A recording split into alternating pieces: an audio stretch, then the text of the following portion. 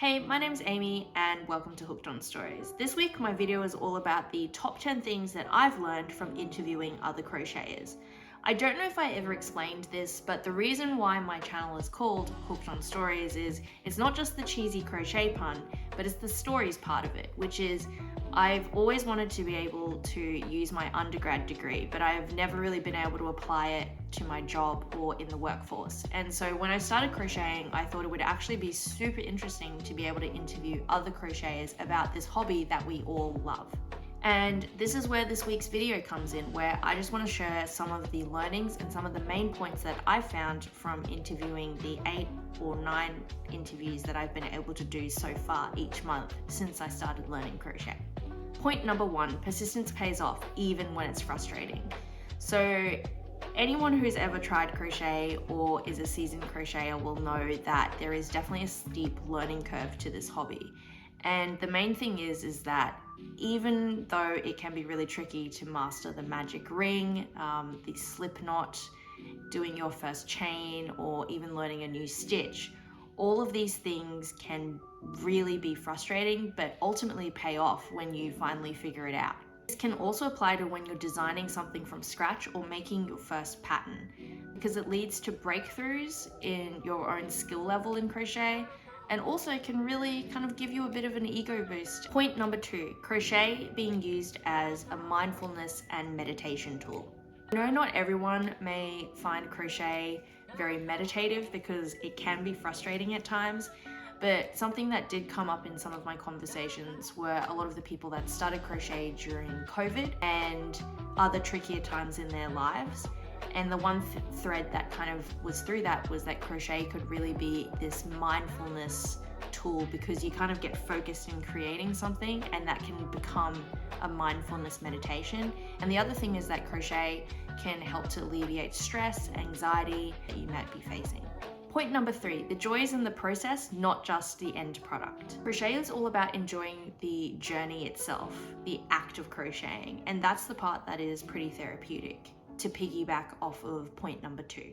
Definitely a pleasure and a excitement that you can get in knowing that a ball of yarn and this string can turn into this tangible creation that you've made.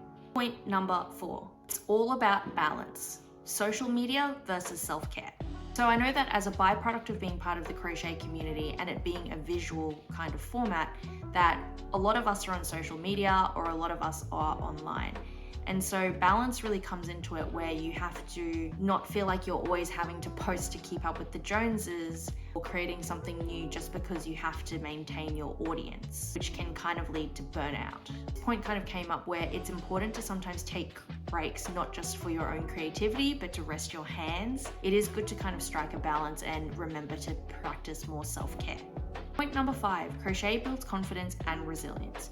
This was something that I felt came up a lot in terms of themes that I found with my interviews, because yeah, it definitely does. When you're able to figure something out and have the resilience to push through and apply your own creative thinking or leveling up your crochet skills in order to make something happen, or even just figuring out patterns that might be a bit tricky or something new for you to do. All of these things are a confidence boost that you get through crocheting.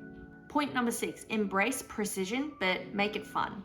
So when I'm talking about precision, it's not so much that really perfectionist streak that I'm sure some of us really have, where if we miss a stitch, we have to frog everything, or beating ourselves up if something doesn't look quite right. That's not exactly the thing I'm talking about with this. I mean, when you're able to figure something out and level up your skills, like being able to stitch an arm and a leg together for a crochet amigurumi and have it look perfectly seamless, or when you figure out how to shape something exactly quite right.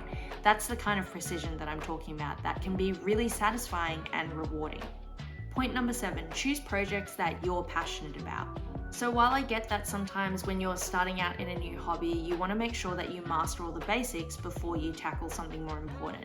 But I do also think that sometimes you shouldn't always have to follow the growth of a learning path linearly. I think it's really important to be able to have the motivation to actually craft something that you're really passionate about, that you really want to make, even if it requires you having to skill up a heap or try something new. The motivation that you get from wanting to bring a beautiful idea to life will fuel your completion of that project. Point number 8, there is no right way to crochet. Everyone learns differently. The way that someone does one pattern, another person will do in a slightly different way. Or the way that someone crochets an orange will look slightly different to another way someone else crochets an orange. I think that sometimes when you start out, you might have a lot of pressure to try to replicate something exactly as it is, and that's totally fine as well. Crochet is basically art, and art is subjective. Sometimes what you learn from one YouTuber will speak more to your own personal style, and sometimes you need to adjust patterns, or sometimes there are different types of amigurumi styles that might suit you more as well. The world's your oyster. Like, crochet is not limiting at all, and so I think it is important to remember, even for your own creativity too, that there is no right way to crochet.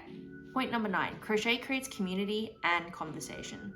I think for me, I have felt this point the most, and I feel like the crochet community is so wholesome, because even though I was this nothing account and had hardly any followers or subscribers, everyone that I've reached out to has been so welcoming and so inviting to put up their time and to allow me to ask questions about this craft that we all do.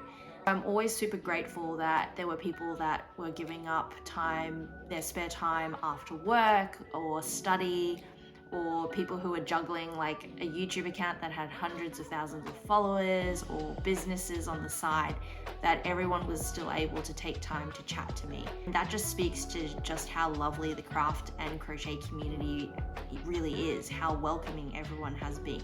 And this is the final thing that I've learned from interviewing crocheters, and that is patience and practice trumps perfection. I think it's really important to always celebrate the progress you're making in crochet and being able to level up, as opposed to creating the perfect thing. So this kind of goes back to the perfectionism versus precision debate that I had a little bit earlier on one of the points, where being able to know that you are making progress in crochet and being able to practice and improve your skills over time is part of the process of accepting that learning can take time and learning can take patience. I think that being able to know every time, at least for me, that I'm able to level up my projects or level up the skills that I have, that's all I really need to know. Everything doesn't always have to look perfect, and I think that's been a really great lesson for me to learn, not just in crochet, but in other parts of life as well. So those are my insights that I've gained from being able to interview other crocheters. How about you? What are some of the things that you found on your crochet journey? Please drop a comment below. Remember to like and subscribe, and also if you want to check out more of the interviews that I have each month, you can go to my website. The link is in my bio. I'll see you guys next week.